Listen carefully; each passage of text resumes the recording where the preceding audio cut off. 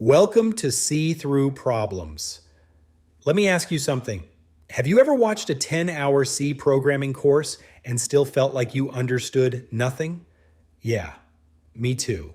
Here is the thing nobody tells you. You do not learn programming by watching. You learn it by doing. Sitting through hours of theory feels productive, but the moment you open a blank editor and try to write something yourself, your mind goes completely blank. That is not your fault. That is just how those courses are built. So this channel does it differently. No 6-hour videos, no 10-hour marathons, just one problem every single day. In this course, we are going to solve more than 100 real problems together. Every problem we solve, I will explain the theory, the logic, the concept behind it, but only when it is actually needed, because that is when it sticks. By the time we hit problem 100, you will not just know C, you will think in C. All right, let us start solving. Problem number 1, let us go.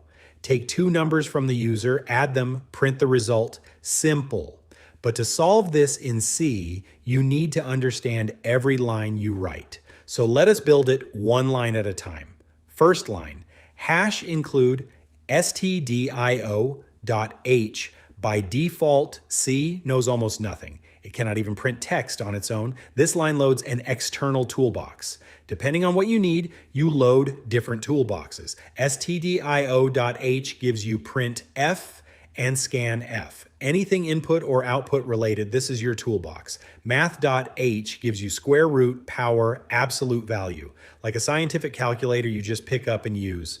String.h gives you tools to compare words, find the length of a name, copy text. Lib.h gives you memory allocation, random numbers, the miscellaneous stuff.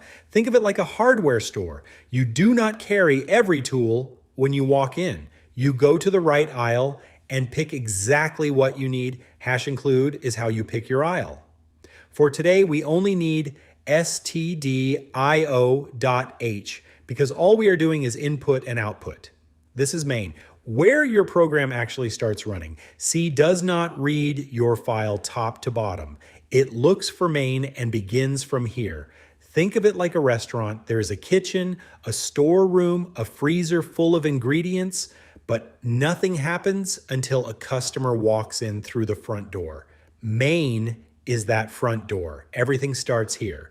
Return 0 at the bottom means your program finished successfully. 0 means success. Always write return 0 and move on. Now, three variables, A, B, and sum.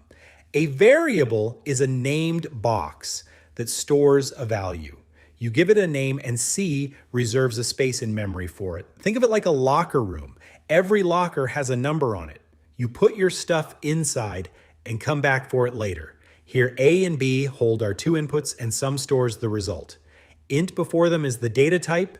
It tells C what kind of value goes inside. Int means whole numbers only. 5, 100, minus 3, fine, but 3.5 or 7.8. Nope. Int cuts off the decimal and stores the whole part only. Other data types you will use later. Float for decimals. Char for a single character like A. Double for very precise decimals. For whole numbers, int is always your go-to. Two functions you will use in almost every C program. Printf prints to the screen. Think of it like a projector. Whatever you feed into it gets displayed. Scanf reads input from the user. Think of it like a form you fill out. You type something in and scanf captures it and stores it. %d inside both of them is called a format specifier. It tells C what type of value to expect.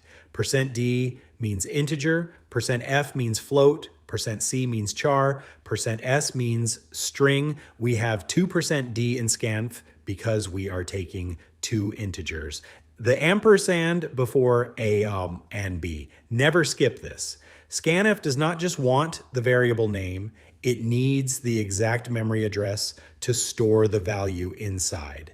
Think of it like a courier service. You cannot just say, deliver this to Ahmed. The delivery guy needs the exact address to find the right door. The ampersand gives scanf that exact address. Remove it and your program either crashes or prints garbage.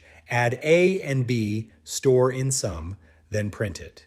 %d in printf is a placeholder that gets replaced by the actual value when the program runs. \n moves the cursor to the next line. Without it, everything runs together. Always add it. Let us run this. I will enter 7 and 13. Sum equals 20. Perfect. Now let me remove the ampersand from scanf and run again. See that? Garbage value, or a full crash. One missing character and the whole thing breaks. This is C, precise, unforgiving. And that is exactly what makes you a better programmer. That is problem 1 done. Before the next video, run this code and enter 3.5 instead of a whole number. See what happens. Think about why. Tomorrow we fix that, and that is how you will learn float. See you in problem 2.